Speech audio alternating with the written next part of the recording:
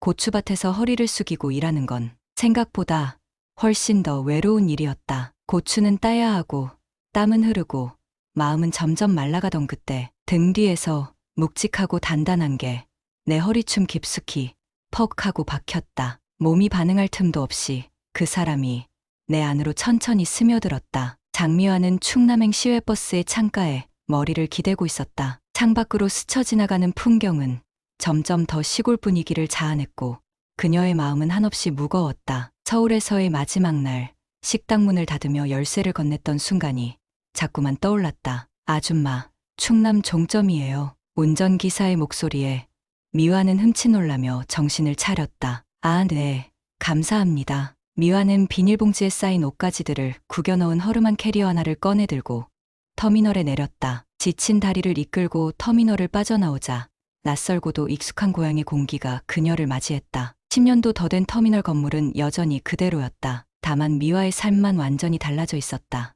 미화는 핸드폰을 꺼내 순자에게 전화를 걸었다. 여보세요, 순자야? 나 도착했어. 어머머, 미화야? 진짜 왔어. 기다리고 있었다고. 자리 움직이지 말고 거기 딱 있어. 금방 갈게. 아이고, 차키는 어디 갔담. 전화를 끊고 터미널 의자에 앉아 기다리는 동안 미화는 자신의 얼굴을 손으로 쓸어내렸다. 거울을 보지 않아도 지독한 피곤함이 얼마나 짙게 얼굴에 새겨져 있는지 알 수 있었다. 53년의 세월이 하루아침에 얼굴로 쏟아진 듯했다. 남편 놈은 지금쯤 어디서 뭐하고 있을까? 5년 전 외도 사실을 들키고 밤새 다툰 후 그는 잠깐만 나갔다 올게라는 말 한마디만 남기고 집을 나갔다. 그리고는 연락이 끊겼다. 행방을 찾으려 애썼지만 결국 그는 미화의 삶에서 흔적도 없이 사라졌다. 유진이는 전화라도 한 통 해주면 좋으련만. 딸 유진이는 미국으로 시집간 후 처음 몇 달은 연락이 있었지만 점차 뜸해졌다. 이제는 생일 메시지조차 오지 않았다. 이젠 기대할 사람도 붙잡을 사람도 없네. 미화의 한숨 섞인 중얼거림이 텅 빈 터미널에 흩어졌다. 손에 쥔 신용카드는 이미 한도가 꽉 찼고 통장은 바닥을 드러냈다. 마지막 희망이었던 대출은 신용불량으로 거절됐다. 그렇게 서울에서의 삶은 막을 내렸다. 미화야, 여기야, 이쪽이야. 터미널 입구에서 손을 흔드는 순자의 모습이 보였다. 10년 만에 보는 얼굴이었지만 그 푸근한 미소는 여전했다. 미화는 억지로 웃음을 지으며 일어섰다. 아이고, 정말 너구나. 얼마나 보고 싶었는지 몰라. 순자가 미화를 꼭 안았다. 어우, 너무 말랐네. 서울 생활이 그렇게 힘들었어. 밥은 제대로 먹고 다녔냐? 미화는 대답 대신 고개만 끄덕였다. 목구멍까지 차오르는 감정을 억지로 삼키며 순자의 작은 트럭에 캐리어를 실었다. 우리 집에서 얼마든지 있어도 돼. 혼자 사는 집이라 썰렁하기도 했는데 네가 와서 정말 반갑다야. 시골길을 달리는 동안 창밖으로 보이는 푸른 논밭과 붉게 익어가는 고추밭이 미화의 시선을 사로잡았다. 서울에서는 보기 힘든 풍경이었다. 근데 왜 이렇게 마음이 아플까? 어쩌면 자신의 인생도 저 고추처럼 붉게 익어가다 시들어버린 건 아닐지. 내일부터 고추 따는 일 있는데 같이 할래? 농사 짓는 김씨네 밭인데 일당도 괜찮고 마음도 비울 수 있을 거야. 요즘은 일할 사람이 없어서 우리 같은 아줌마들 환영이래. 순자의 제안에 미화는 잠시 생각에 잠겼다. 서울에서 식당을 운영하던 그녀가 이제는 고추밭에서 일용직 노동을 한다니. 하지만 현실은 냉정했다. 지금 그녀에게 필요한 건 일거리와 약간의 소득이었다. 그래, 내일부터 같이 갈게. 괜찮을 것 같아. 트럭이 마을로 들어서며 미화는 창밖으로 옛 추억이 서린 마을 풍경을 바라보았다. 반듯한 지붕의 농가들, 마을회관 앞에 모여 앉은 노인들, 그리고 그 사이로 흐르는 작은 개울까지 모든 것이 낯설면서도 익숙했다. 여기 살면서 그냥 조용히 지내고 싶다. 미화는 마음속으로 다짐했다. 쫓기듯 떠나온 서울과 기대할 수 없는 미래 사이에서 오늘 이 순간만 바라보며 살기로 했다. 순자의 트럭은 흙먼지를 일으키며 마을 안쪽으로 들어갔다. 이른 아침, 미화는 순자와 함께 고추밭으로 향했다. 아침 안개가 산자락을 타고 내려와 밭 주변을 감싸고 있었다. 땅에서 올라오는 습기가 미화의 운동화 바닥을 적셨다. 어우, 이게 몇 년 만에 밭일이야. 허리 버틸 수 있을라나. 미화가 고추밭을 바라보며 한숨을 내쉬었다. 괜찮아, 괜찮아. 처음엔 다 그래. 나도 처음에는 허리 아파서 밤새 끙끙 앓았다니까. 순자가 미화의 등을 가볍게 두드렸다. 오늘은 저기 5 고랑만 하면 돼. 천천히 해. 어머, 김씨네 밭인데 김씨는 어디 있어? 순자가 고개를 끄덕였다. 김씨 아니고 최씨야. 최병철. 저기 봐. 저 사람이 주인이야. 순자가 가리킨 방향으로 고개를 돌리자 미화는 멀리서 혼자 고추를 따고 있는 남자의 뒷모습을 볼 수 있었다. 구부정한 등과 투박한 손놀림이 마치 이곳의 풍경과 하나가 된 듯했다. 혼자 사는 사람이야. 말이 별로 없어서 어떤 사람인지는 나도 잘 몰라. 그냥 일 열심히 하고 돈 제때 주니까 좋지 뭐. 미화는 고추 따는 법을 배우며 첫고랑에 무릎을 꿇었다. 햇살이 점점 강해지면서 이마에 땀이 맺혔다. 익숙하지 않은 자세로 허리를 숙이니 금세 등과 허리가 뻐근해졌다. 아이고, 생각보다 힘드네. 미화는 쉬엄쉬엄 고추를 따며 허리를 피곤 폈다. 그때였다. 등 뒤에서 누군가가 다가오는 기척이 느껴졌다. 갑자기 그녀의 엉덩이에 뭔가 단단한 것이 쿡 하고 찔렸다. 어머. 미화가 놀라 소리치며 뒤를 돌아봤다. 그곳에는 낯선 남자가 서 있었다. 당황한 표정으로 미화를 바라보는 그는 순자가 말한 밭주인 최병철이었다. 까무잡잡한 피부, 주름진 얼굴, 그리고 무뚝뚝한 표정. 50대 후반으로 보이는 그의 눈빛은 묘하게 깊었다. 미화가 시선을 내리자 그의 손에 들린 고추자루가 보였다. 방금 자신의 엉덩이를 찔렀던 물건이었다. 아이고, 자루가 미끄러졌네요. 죄송합니다. 병철의 목소리는 낮고 묵직했다. 말투는 무뚝뚝했지만 목소리에는 진심 어린 사과의 기색이 묻어났다. 미화는 갑작스러운 상황에 얼굴이 붉어졌다. 아, 괜찮습니다. 그 순간 묘한 정적이 두 사람 사이를 감쌌다. 병철은 잠시 미화를 바라보다가 이내 고개를 돌려 자신의 고랑으로 돌아갔다. 미화는 등 뒤로 멀어지는 발자국 소리를 들으며 가슴이 이상하게 두근거리는 것을 느꼈다. 어머, 최 씨가 말을 걸었네? 그 사람 평소엔 인사도 겨우 하는 사람인데. 순자가 귓속말로 속삭였다. 뭐래? 그냥 실수로 자루가 닿았다고 사과한 거잖아. 그래도 표정이 달랐어. 내가 몇 년을 봤는데 그 사람 처음 봐. 그런 표정. 미화는 순자의 말을 무시한 채 다시 고추 따기에 집중했다. 하지만 이상하게도 병철의 깊은 눈빛이 자꾸 떠올랐다. 뭔가 슬프고 외로운, 하지만 따뜻한 기운이 느껴지는 눈빛이었다. 오전 내내 고추를 따다 보니 손가락이 붉게 물들었다. 병철은 간간히 물통을 가져다 주거나 따놓은 고추자루를 나르는 일을 하며 밭을 오갔다. 그럴 때마다 미화는 그를 곁눈질로 바라보았다. 말은 없었지만 묘하게 의식되는 존재였다. 점심시간, 그늘 아래서 순자가 싸온 도시락을 먹고 있을 때였다. 물 좀 드릴까요? 병철이 조심스럽게 물병을 내밀었다. 미화는 놀라 고개를 들었다. 아, 감사합니다. 병철은 말없이 고개만 끄덕이고는 조금 떨어진 나무 아래로 돌아가 혼자 도시락을 먹기 시작했다. 순자는 미화에게 팔꿈치로 쿡 찔렀다. 저 사람 원래 저렇게 친절하지 않아. 뭔가 있어. 아이, 무슨 소리야. 그냥 물 한 병 준 것뿐이잖아. 하지만 미화의 가슴 한켠에서는 묘한 설렘이 일었다. 오랫동안 잊고 살았던 감정이었다. 그것이 부끄러워 미화는 얼른 도시락에 집중했다. 오후 작업이 시작되고 고랑이 좁아 미화와 병철이 자주 스치게 되었다. 어느 순간 미화가 허리를 폈다가 뒤로 물러서는데 그만 뒤쪽에 단단한 무언가가 느껴졌다. 그녀의 엉덩이가 무언가에 부딪힌 느낌이었다. 어머, 미화가 화들짝 놀라 돌아섰다. 돌아보니 병철이 굳은 표정으로 서 있었다. 미화는 그제서야 자신의 엉덩이가 병철의 사타구니를 툭 박았다는 사실을 깨달았다. 순간 어색한 정적이 흘렀다. 병철의 얼굴이 미묘하게 굳었다가 풀어졌다. 고추가 놀랐습니다. 예상치 못한 그의 말에 미화는 순간 얼어붙었다가 이내 푸스스 웃음이 터졌다. 병철도 미소를 지으며 고개를 돌렸다. 그 순간 두 사람 사이에 묘한 기류가 형성되었다. 마치 오래된 감정의 씨앗이 다시 싹트기 시작한 것처럼. 아이고, 제가 허리가 아파서. 미화가 웃음을 참으며 말했다. 괜찮습니다. 저도 조심했어야 했는데. 고추밭 위로 노을이 지기 시작했다. 붉은 빛이 익어가는 고추밭을 물들이며 두 사람의 그림자를 길게 느렸다. 미화는 문득 서울에서의 삶이 멀게만 느껴졌다. 이 고추밭, 이 순간, 그리고 이 사람, 모든 것이 새롭고도 익숙했다. 내일도 오실 건가요?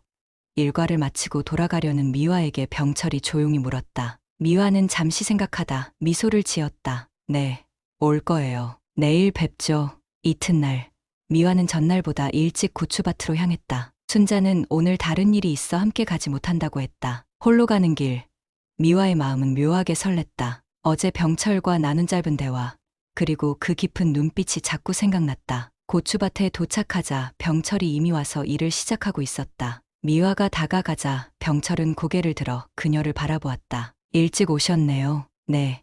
어제보다 일이 익숙해져서요. 미화는 어제 자신이 일하던 고랑으로 가서 일을 시작했다. 아침 이슬에 젖은 고추잎이 손등을 간지럽혔다. 고개를 들어보니 병철이 바로 옆 고랑에서 일하고 있었다. 어제보다 더 가까운 거리였다. 고랑이 좁다 보니 두 사람은 자주 스치게 됐다. 허리를 폈다가 다시 숙일 때, 고추를 따려고 손을 뻗을 때, 혹은 자루를 옮길 때마다 어깨나 팔이 닿았다. 그럴 때마다 미화는 묘한 긴장감을 느꼈다. 어제보다 고추가 더 잘 익었네요.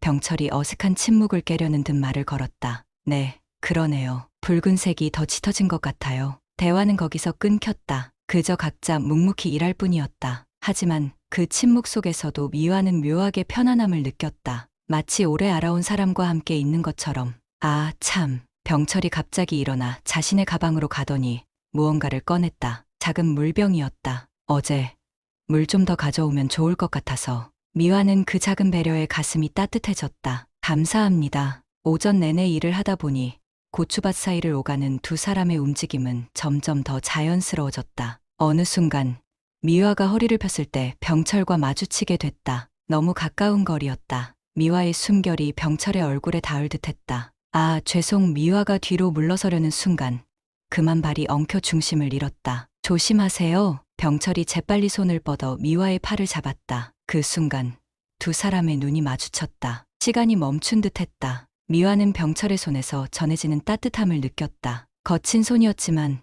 그 손길은 너무나 조심스럽고 부드러웠다. 괜찮으세요? 네, 괜찮아요. 병철이 천천히 손을 놓았다. 미화는 그제야 숨을 쉴 수 있었다. 묘한 긴장감이 온몸을 감쌌다. 이런 느낌은 얼마나 오랜만이었을까. 가슴이 두근거리고 얼굴이 달아오르는 이 느낌. 정오가 되자 병철이 그늘 아래로 미화를 불렀다. 점심 함께 드시겠어요? 미화는 잠시 망설였지만 이내 고개를 끄덕였다. 병철은 작은 보자기를 펼쳤다. 그 안에는 간단한 도시락과 작은 막걸리병이 있었다. 직접 담근 거예요. 세 번째 회인데 이번엔 꽤 괜찮게 나왔어요. 병철이 작은 종이컵에 막걸리를 따랐다. 미화는 조심스럽게 한 모금 마셨다. 부드럽고 달콤한 맛이 입 안에 퍼졌다. 맛있네요. 병철은 미소를 지었다. 그의 무뚝뚝한 얼굴에 번진 미소는 어쩐지 더 깊은 감동을 주었다. 마치 오랫동안 사용하지 않은 근육을 쓰는 것처럼 어색하면서도 진심이 담긴 미소였다. 두 사람은 조용히 도시락을 먹었다. 병철이 가져온 반찬은 단출했지만 정성이 담겨 있었다. 특히 조그만 유리병에 담긴 고추장아찌가 눈에 띄었다. 이 반찬은 병철이 문득 말을 꺼냈다가 잠시 망설이는 듯했다. 아내가 좋아하던 거였습니다. 그 말에 미화는 고개를 들었다. 병철의 눈에 스친 그림자를 보았다. 슬픔이 배어있는 목소리였다. 미화는 웃는 척하며 고개를 끄덕였지만 갑자기 입안에서 묘한 쓴맛이 돌았다. 방금 전까지 달콤하게 느껴졌던 막걸리가 이제는 쓰게 느껴졌다. 마음 한켠이 묘하게 무거워졌다. 아내가 좋아하던 거, 미화는 병철에게 가족이 있었던 걸까 생각했다. 그리고 지금은 없다는 의미겠지. 문득 자신도 비슷한 상황이라는 생각이 들었다. 남편은 사라졌고 딸은 연락이 끊겼으니 발이 많이 아프시죠? 병철의 질문에 미화는 생각에서 깨어났다. 네. 아, 네.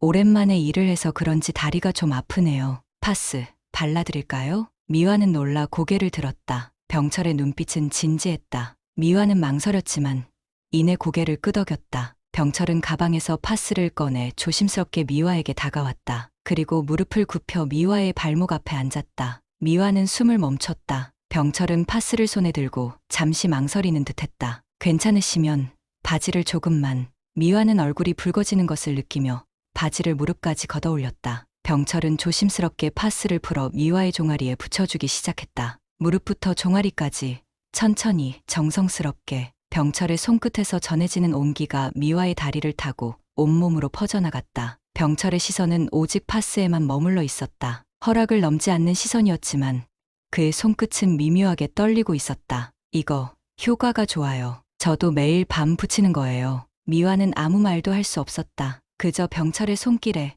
그 따뜻함에 모든 감각이 집중되었다. 얼마나 오랜만이었을까. 누군가에게 이렇게 세심한 배려를 받는 것이. 파스를 다 붙이고 병철이 고개를 들었을 때 두 사람의 눈이 다시 마주쳤다. 미화는 병철의 눈에서 외로움과 그리움을 보았다. 자신의 눈에도 같은 감정이 비치고 있을까? 고맙습니다. 미화의 작은 속삭임에 병철은 천천히 고개를 끄덕였다. 그리고는 다시 일어나 자신의 자리로 돌아갔다. 오후의 햇살이 두 사람의 등을 따뜻하게 비추었다. 미화는 종아리에 붙은 파스의 온기와 함께 가슴속에서 피어오르는 묘한 감정을 느꼈다. 그것이 무엇인지 명확히 알 수 없었지만 오랫동안 잊고 있던 감정이라는 것만은 확실했다. 고추 수확이 절정에 달한 8월의 마지막 주.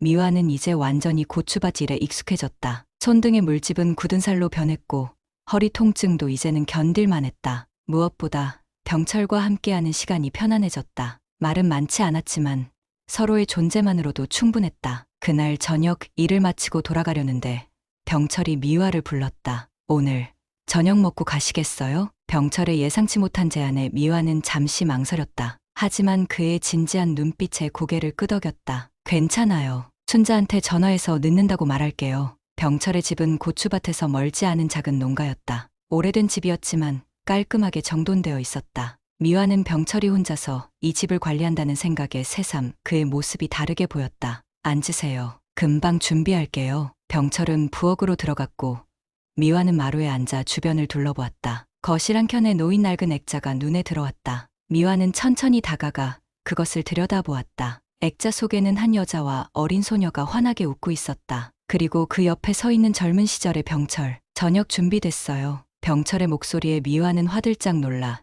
액자를 제자리에 놓았다. 병철은 미화가 액자를 보았다는 것을 알아챘지만 아무 말도 하지 않았다. 저녁 식사는 단추했다. 된장찌개와 몇 가지 반찬. 하지만 정성이 담긴 음식이었다. 두 사람은 조용히 식사를 했다. 미화는 병철의 심중이 무거워 보이는 것을 느꼈다. 무언가 말하고 싶은데 망설이는 것 같았다. 식사를 마치고 병철이 조용히 입을 열었다. 오늘 혹시 시간 되시면 조금 이야기 나눌 수 있을까요? 미화는 고개를 끄덕였다. 네, 괜찮아요. 병철은 미화를 데리고 집 뒤편 작은 언덕으로 올라갔다. 해가 저물기 시작하는 저녁 무렵, 언덕 위에서 바라보는 마을 풍경은 평화로웠다. 두 사람은 나란히 앉았다. 한동안 아무 말도 없었다. 궁금한 게 있었어요. 미화가 조심스럽게 입을 열었다. 아까 본 사진, 가족이신가요? 병철은 천천히 고개를 끄덕였다. 그리고 주머니에서 작은 사진 한 장을 꺼냈다. 시간이 흘러 빛이 바랜 가족 사진이었다. 10년 전 병철이 조심스레 말을 꺼냈다. 아내랑 딸을 같이 잃었습니다. 미화는 숨을 들이마셨다. 병철의 얼굴에 깊은 슬픔의 그림자가 드리웠다. 그날 제가 조금만 빨리 퇴근했더라면. 병철의 손이 사진 위에서 미세하게 떨렸다. 미화는 말없이 그의 이야기를 들었다. 교통사고였어요. 제가 데리러 가기로 했는데 일이 늦어져서 둘이 버스를 타고 가다가 병철의 목소리가 갈라졌다. 더 이상 말을 잇지 못했다. 미화는 조용히 손을 뻗어 병철의 떨리는 손 위에 살며시 얹었다. 그래서 이곳으로 오신 거예요? 병철은 고개를 끄덕였다. 서울에 더 있을 수 없었어요. 모든 게 그들을 떠올리게 했으니까요. 이곳은 어릴 적에 살던 곳이라 돌아왔죠. 미화는 시선을 피하며 조용히 중얼거렸다. 그래서 그랬구나. 그날 표정이 그래서였구나. 뭐라고요? 아니에요. 그저 이제 이해가 돼요. 첫날 제가 고추장아찌 반찬에 대해 물었을 때 당신 눈에 슬픔이 깃들었던 이유가요. 병철은 잠시 미화를 바라보았다. 당신은 눈치가 빠르시네요. 아니에요. 그냥 나도 비슷한 아픔이 있어서 알아볼 수 있었던 것 같아요. 미화의 말에 병철이 고개를 들었다. 그의 눈에는 질문이 담겨 있었다. 미화는 깊은 숨을 들이마셨다. 자신의 이야기를 누군가에게 처음으로 털어놓는 것이었다. 심지어 알지 얼마 되지 않은 사람에게. 제 남편은 5해 전에 외도 사실이 밝혀진 후 집을 나갔어요. 그 후로 연락이 끊겼죠. 딸은 미국으로 시집 갔는데 처음엔 연락이 있다가 점점 뜸해지더니 이제는 아예 없어요. 미화의 목소리가 떨렸다. 식당도 코로나로 망했고 빚만 남았어요. 그래서 이곳으로 왔죠. 도망치듯이. 병철은 조용히 미화의 이야기를 들었다. 그리고 천천히 손을 뻗어 미화의 어깨를 토닥였다. 우리 참 비슷하네요. 미화는 고개를 들어 병철을 바라보았다. 그의 눈에 담긴 공감과 이해가 미화의 마음을 따뜻하게 했다. 오랜만에 누군가에게 자신의 이야기를 했는데 이상하게도 부끄럽지 않았다. 혼자라는 건 참 외로운 일이에요.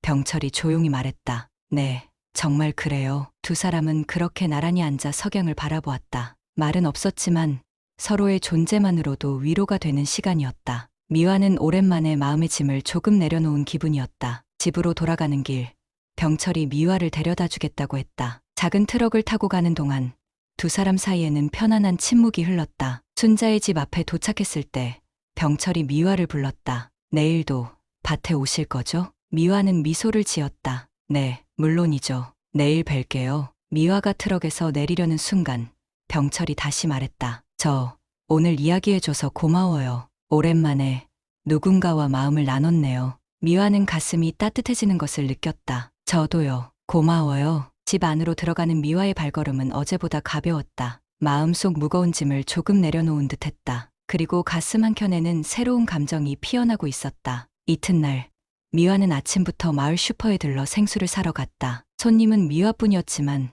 슈퍼 안에는 3명의 아주머니가 둘러앉아 이야기를 나누고 있었다. 미화가 들어서자 갑자기 대화가 끊기고 시선이 미화에게 쏠렸다. 아, 저 생수 한 병만 주세요. 미화가 점원에게 말했다. 어머, 서울에서 오신 분 아니세요?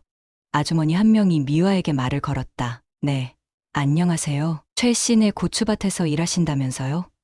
어떠세요? 일은 힘들지 않으세요? 미화는 어색하게 웃으며 대답했다. 네, 처음엔 힘들었는데 이제 좀 적응했어요. 그렇군요. 최 씨가 잘 챙겨주나요?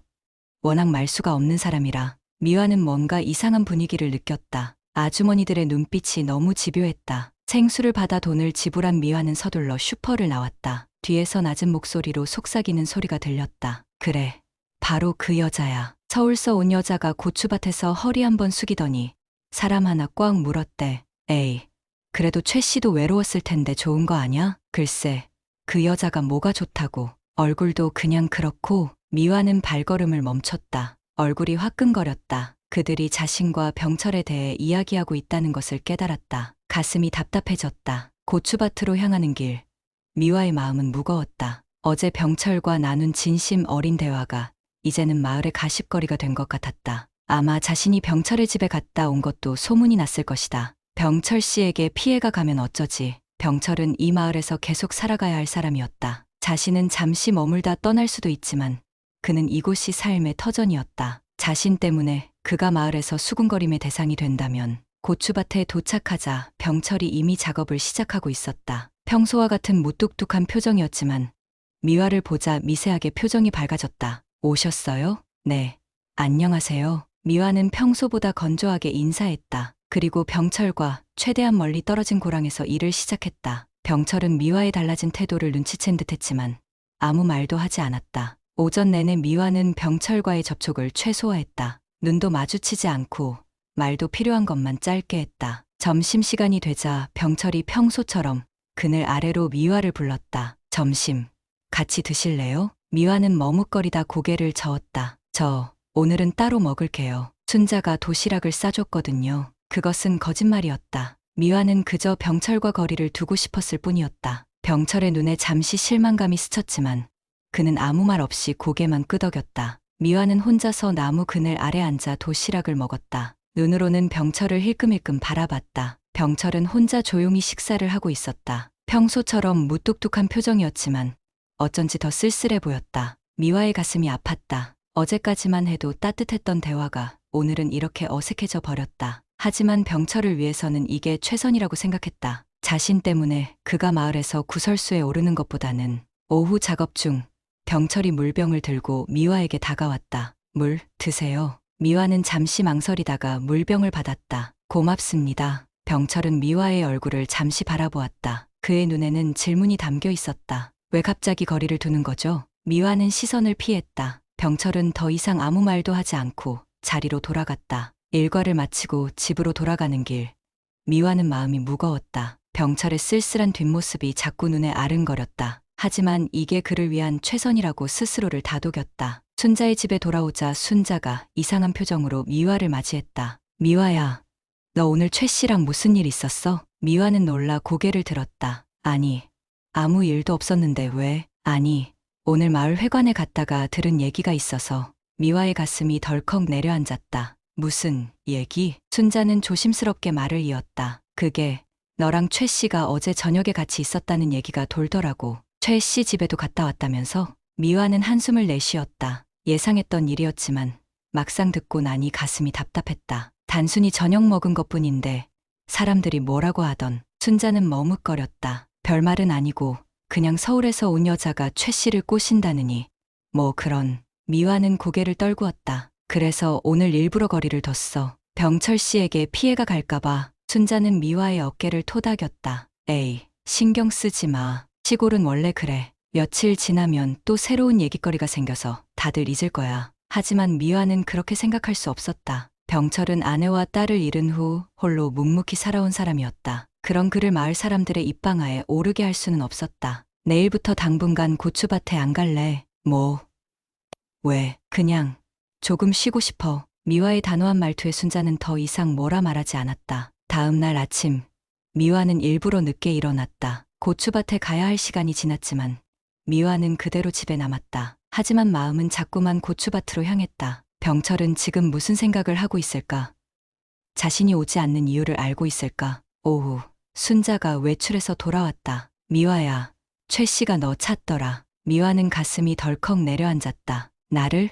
뭐라고 하시던. 별말은 없었어. 그냥 오늘 안 오셨네요 라고만 하더라고. 근데 눈빛이 달랐어. 많이 기다린 것 같더라. 미화는 가슴이 아팠다. 병철에게 아무 말도 없이 갑자기 나타나지 않은 것이 미안했다. 하지만 지금은 이게 최선이라고 스스로를 다독였다. 다음 날도 그 다음 날도 미화는 고추밭에 가지 않았다. 하지만 가슴 한켠에는 자꾸만 병철의 모습이 떠올랐다. 그의 깊은 눈빛, 조심스러운 손길, 그리고 슬픔이 배어있는 미소까지. 사흘째 되는 날, 순자가 걱정스러운 얼굴로 미화에게 말했다. 최 씨가 오늘도 너 물어보더라. 많이 걱정하는 것 같던데 뭐라고 하셨어? 그냥 혹시 아프신 건 아닌지 물어보더라고. 내가 그냥 쉬고 있다고 했어. 미화는 창밖을 바라보았다. 빗방울이 조금씩 떨어지기 시작했다. 빗소리를 들으며 미화는 병철을 떠올렸다. 비가 오는 날이면 그는 어떻게 지낼까? 혼자서 저녁을 먹을 때면 무슨 생각을 할까? 순자야, 나 바보 같지? 순자는 미화 옆에 앉았다. 왜? 병철 씨를 좋아하는 것 같아. 순자는 놀라는 기색도 없이 고개를 끄덕였다. 알고 있었어. 눈에 다 보이더라고. 근데 이렇게 도망치듯 숨어 있으니 내가 너무 비겁한 것 같아. 그럼 가봐. 지금이라도. 미화는 망설였다. 하지만 마음 한켠에서는 병철을 만나고 싶다는 강한 욕구가 일었다. 모든 것을 솔직하게 털어놓고 싶었다. 자신이 왜 갑자기 거리를 두었는지, 그리고 자신의 진짜 마음이 무엇인지. 비가 점점 더 심해지네. 순자는 미화의 어깨를 토닥였다. 비가 오면 어때? 마음이 가는 곳이라면. 미화는 창밖을 바라보았다. 빗줄기가 점점 굵어졌다. 하지만 이상하게도 마음은 더 단단해졌다. 내일 아침에 가볼게. 하지만 미화의 마음속에서는 지금 당장 가고 싶다는 목소리가 자꾸만 커져갔다. 병철의 집 앞에 서서 그에게 모든 것을 솔직하게 말하고 싶었다. 더 이상 도망치지 않겠다고. 빗소리가 점점 거세졌다. 방 안에 앉아있는 미화의 마음도 빗소리처럼 요동쳤다. 창밖을 바라보며 미화는 자신의 마음과 싸우고 있었다. 지금 가야 할까? 내일 기다릴까? 순자는 저녁을 준비하러 부엌으로 들어갔다. 홀로 남은 미화는 깊은 생각에 잠겼다. 병철의 집에 가면 뭐라고 말해야 할까? 마을 사람들의 수군거림을 어떻게 설명해야 할까? 하지만 그보다 더 큰 목소리가 미화의 마음속에서 울렸다. 더 이상 도망치지 마. 내 마음을 따라가. 미화는 결심했다. 더 이상 주변 시선에 휘둘리지 않기로. 남편의 배신, 딸의 외면, 사업 실패, 그 모든 상처에도 불구하고 다시 한번 자신의 마음을 믿어보기로. 순자야, 나 잠깐 나갔다 올게. 부엌에서 고개를 내민 순자는 미화의 결연한 표정을 보고 알아차렸다. 최 씨네 가려고? 미화는 고개를 끄덕였다. 우산 가져가. 많이 오니까. 미화는 우산도 없이 밖으로 나섰다. 빗줄기가 그녀의 얼굴과 옷을 적셨지만 이상하게 상쾌했다. 마치 오랫동안 쌓아왔던 무거운 짐을 빗물이 씻어내리는 것 같았다. 병철의 집으로 향하는 길. 미화의 발걸음은 점점 빨라졌다. 마을 길을 지나 고추밭을 지나 언덕을 오르자 병철의 집이 보였다. 창문에서 새어나오는 희미한 불빛이 빗속에서 따뜻하게 빛났다. 미화는 깊은 숨을 들이마시고 병철의 집 앞에 섰다. 온몸이 비에 흠뻑 젖었지만 마음은 오히려 맑아진 느낌이었다. 떨리는 손으로 초인종을 눌렀다. 이젠 도망치지 않을게요. 미화의 떨리는 목소리가 빗소리에 묻혀 사라졌다. 잠시 후 문이 열렸다. 병철이 놀란 표정으로 미화를 바라보았다. 미화 씨. 비에 젖은 미화의 모습에 병철의 얼굴에 걱정이 가득했다. 말없이 그는 미화를 안으로 이끌었다. 괜찮으세요? 왜 이렇게 비를 맞고? 미화는 말없이 병철을 바라보았다. 그리고 천천히 입을 열었다. 죄송해요. 갑자기 거리를 두고 며칠간 나타나지도 않고. 병철은 수건을 가져와 미화의 젖은 머리를 닦아주려 했다. 미화는 그의 손을 잡았다. 마을 사람들이 우리 얘기를 하더라고요. 병철 씨에게 피해가 갈까봐 걱정됐어요. 병철의 눈에 이해의 빛이 어렸다. 그래서 일부러 거리를 뒀어요. 하지만 이제는 더 이상 도망치지 않을 거예요. 제 마음을 따를 거예요. 미화의 눈에 눈물이 고였다. 병철은 천천히 고개를 끄덕였다. 그리고 조심스럽게 미화를 끌어안았다. 오늘은 혼자 있고 싶지 않아요. 미화의 떨리는 목소리에 병철은 더 강하게 그녀를 안았다. 두 사람의 몸에서 전해지는 온기가 차가운 빗물을 덮였다. 병철은 미화를 방 안으로 이끌었다. 작은 스탠드 불빛만이 방을 희미하게 비추고 있었다. 병철은 수건으로 미화의 젖은 머리를 조심스럽게 닦아주기 시작했다. 추우실 텐데 옷을 갈아입으세요. 제 옷이라 클 테지만. 병철이 서랍에서 깨끗한 옷을 꺼내 미화에게 건넸다. 미화는 머뭇거리다 옷을 받았다. 병철은 조용히 방을 나갔고 미화는 젖은 옷을 갈아입었다. 병철의 옷은 미화에게 너무 컸지만 이상하게도 편안했다. 그의 냄새가 옷에서 났다. 흙과 햇살이 섞인 듯한 냄새. 잠시 후 병철이 따뜻한 차를 들고 돌아왔다. 몸 좀 따뜻해지셨어요? 미화는 고개를 끄덕였다. 두 사람은 나란히 앉아 차를 마셨다. 침묵이 흘렀지만 어색하지 않았다. 창밖에서는 여전히 빗소리가 들렸다. 저 며칠 동안 많이 기다리셨죠? 미화가 조심스럽게 물었다. 병철은 고개를 끄덕였다. 많이 걱정했어요. 혹시 제가 뭐 잘못한 건가 싶어서. 아니에요. 제가 겁쟁이였어요. 주변 눈치만 보고. 병철은 미화의 손을 조심스럽게 잡았다. 괜찮아요. 이해해요. 시골은 그런데예요. 미화는 병철의 손에서 전해지는 온기를 느꼈다. 그의 거친 손, 고추밭에서 열심히 일한 흔적이 역력한 손이었다. 하지만 그 손이 미화에게는 이상하게도 편안했다. 사실 당신이 오지 않는 동안 많이 생각했어요. 병철이 조용히 말했다. 무슨 생각을요? 우리 둘 다 상처가 있잖아요. 혼자 살아온 시간도 길고 그래서 더 조심스러운 것 같아요.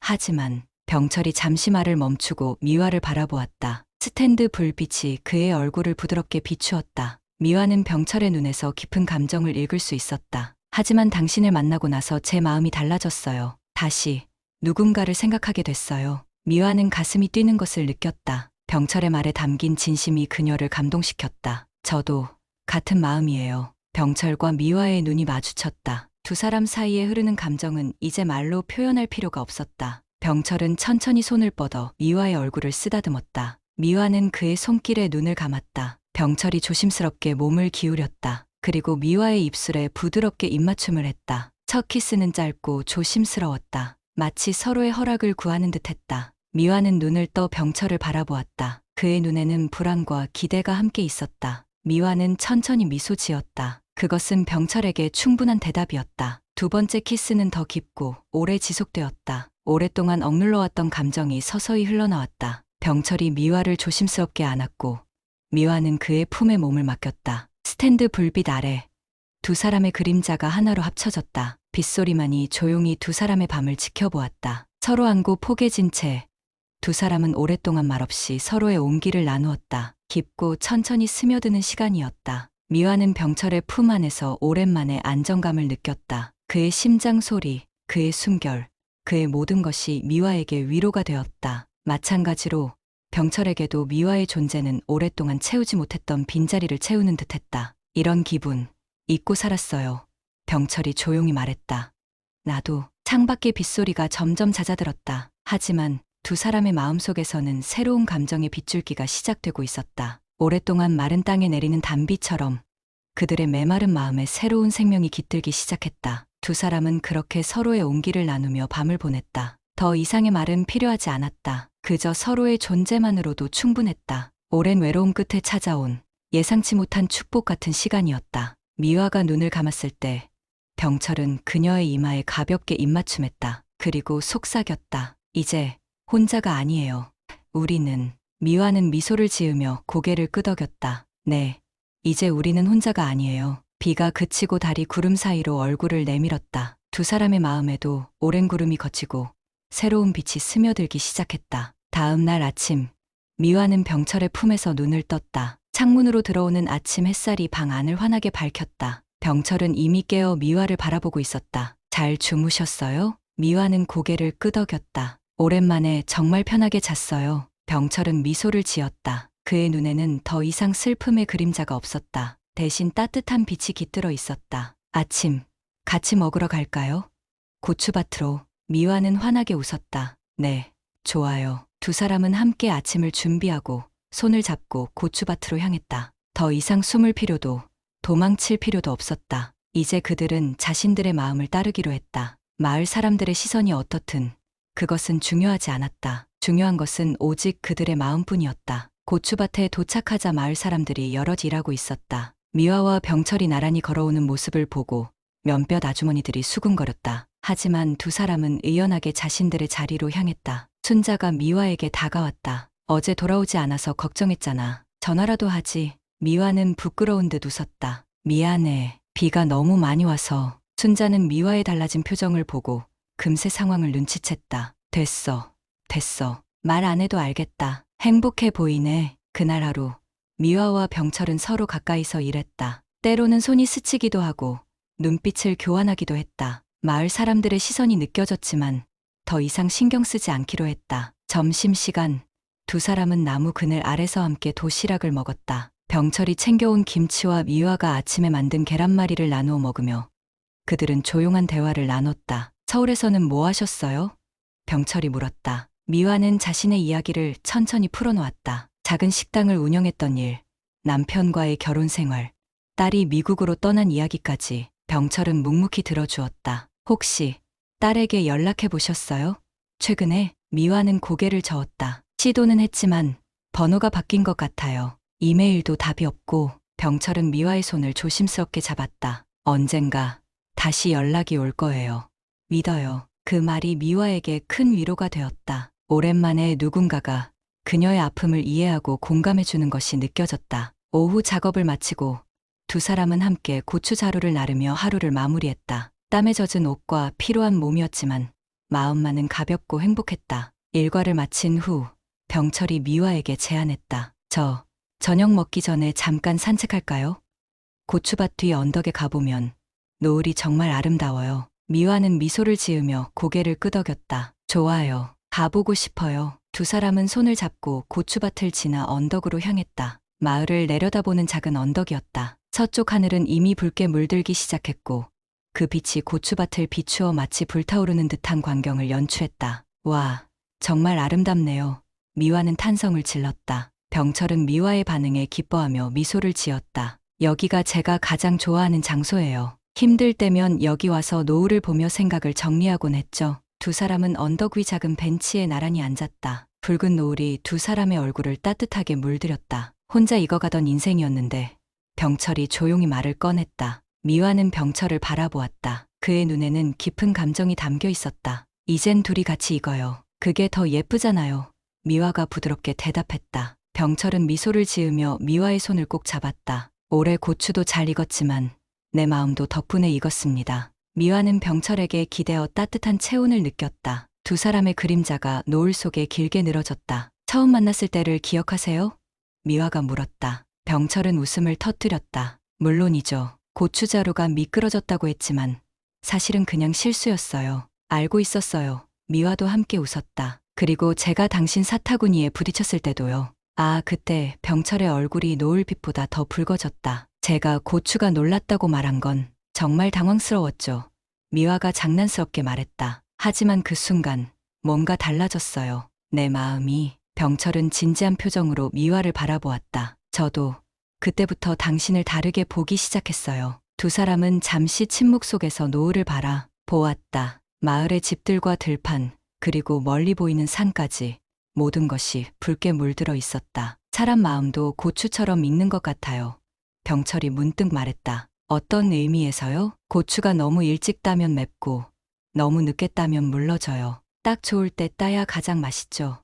병철이 설명했다. 사람 마음도 그런 것 같아요. 너무 이르면 아프고 너무 늦으면 굳어버리고 딱 좋을 때 서로가 서로를 알아보는 거죠. 미화는 그 말에 깊이 공감했다. 자신과 병철은 각자의 상처를 안고 살아왔지만 지금 이 순간 서로를 만나 새로운 시작을 하고 있었다. 늦지도 이르지도 않은 딱 좋은 타이밍에 우리 지금 딱 좋은 때에 만난 것 같아요. 미화가 말했다. 병철은 고개를 끄덕였다. 그런 것 같네요. 이제 함께 익어가면 좋겠어요. 두 사람은 손을 꼭 잡고 일어섰다. 노을이 점점 짙어지는 가운데 그들은 천천히 걸음을 옮겼다. 뒤에서 바라보면 두 사람의 실루엣이 노을 속에 하나로 어우러졌다. 사람 마음도 고추처럼 익는다. 너무 이르면 맵고 너무 늦으면 물러지고 딱 좋을 때 서로가 서로를 알아보는 것. 그들은 지금 그렇게 익어가고 있었다. 한 달이 흘렀다. 고추 수확은 완전히 끝났고 병철의 고추밭은 이제 쉬고 있었다. 미화는 순자의 집에서 나와 병철의 집으로 짐을 옮겼다. 처음에는 마을 사람들의 수군거림이 있었지만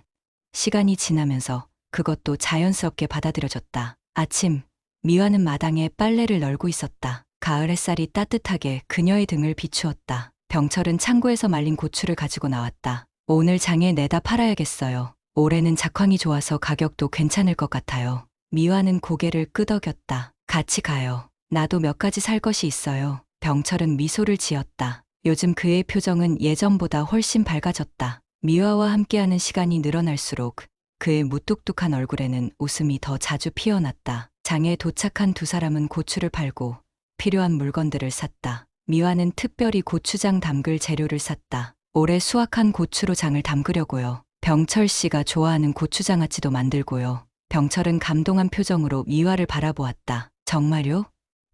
감사해요. 장을 보고 돌아가는 길, 두 사람은 우연히 마을 회관 앞을 지나가게 되었다. 그곳에서는 노인의 모임이 있었고 여러 마을 주민들이 모여 있었다. 어머, 최씨네랑 서울 아줌마네. 미화는 잠시 긴장했지만 병철이 그녀의 손을 꼭 잡아주었다. 마을 노인들이 두 사람을 불렀다. 이리 와봐. 차라도 한잔하고 가. 예상 밖의 친절한 초대에 두 사람은 잠시 망설이다가 회관으로 들어갔다. 테이블에 앉자 한 할머니가 차를 내왔다. 그래, 정식으로 인사도 못했네. 서울에서 오셨다면서요? 마을 이장이 미화에게 말을 걸었다. 네, 그렇습니다. 장미화라고 합니다. 우리 마을에서 잘 지내세요?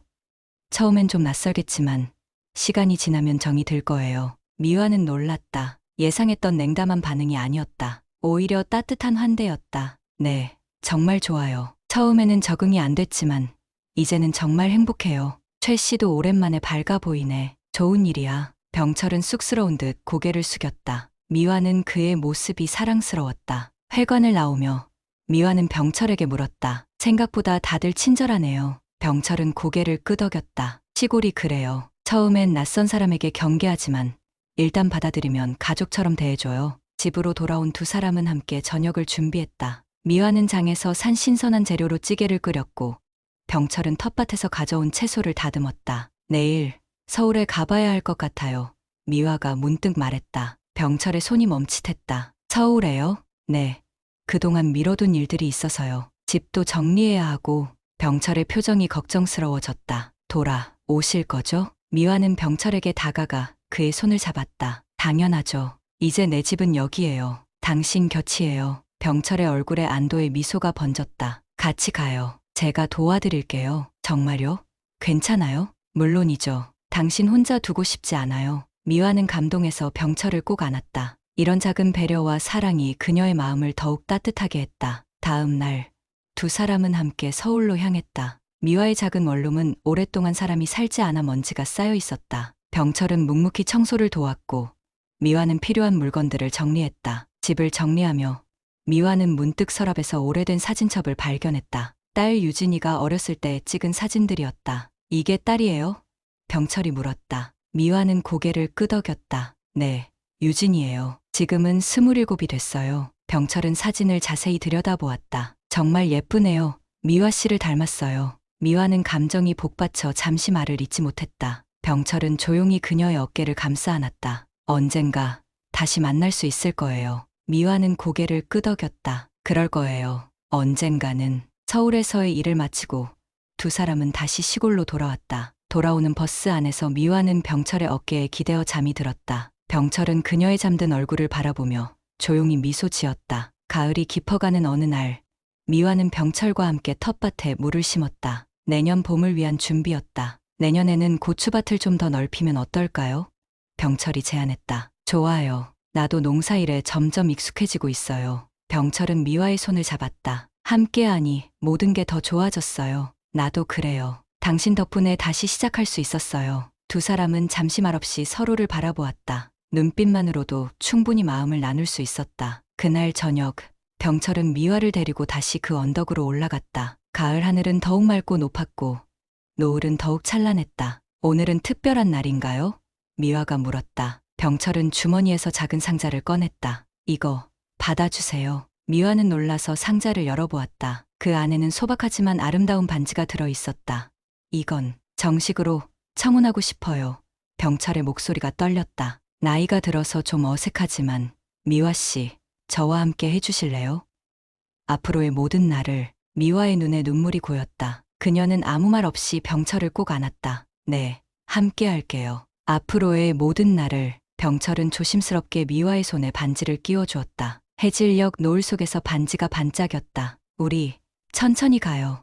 함께. 미화는 고개를 끄덕였다. 네, 천천히 함께 익어가요. 두 사람은 손을 꼭 잡고 노을 속을 걸었다. 시간이 멈춘 듯한 그 순간 두 사람의 마음은 더없이 평화로웠다. 겨울이 오고 봄이 오고 또 다시 여름이 왔다. 미화와 병철은 함께 농사를 짓고 음식을 나누고 서로의 상처를 보듬으며 살아갔다. 어느덧 미화의 얼굴에서는 서울에서 가져온 긴장의 흔적이 사라졌고 병철의 눈에서는 과거의 슬픔이 지워졌다. 어느 날 미화는 우편함에서 한 통의 편지를 발견했다. 미국 소인이 찍힌 편지였다. 떨리는 손으로 편지를 열어보니 그것은 딸 유진이가 보낸 것이었다. 엄마, 잘 지내? 오랫동안 연락 못해서 정말 미안해. 미화는 눈물을 흘리며 병철에게 편지를 보여주었다. 병철은 미화를 꼭 안아주었다. 봐요.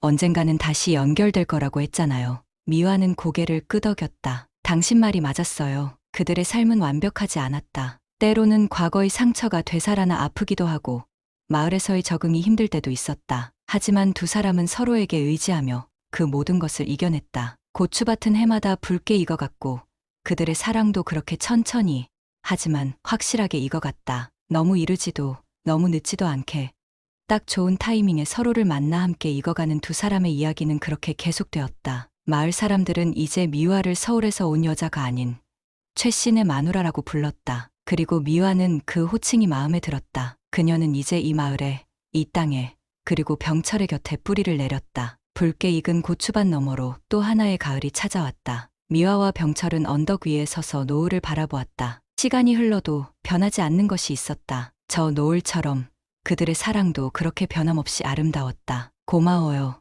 당신 덕분에 다시 살아갈 용기를 얻었어요. 미화가 속삭였다. 병철은 미화의 손을 꼭 잡았다. 나도 고마워요. 당신은 내 인생의 노을이에요. 가장 아름다운 순간. 두 사람은 그렇게 노을 속에 서서 앞으로의 날들을 함께 걸어갈 것을 약속했다. 사람 마음도 고추처럼 때가 되면 익는 법. 그들은 지금 함께 익어가고 있었다.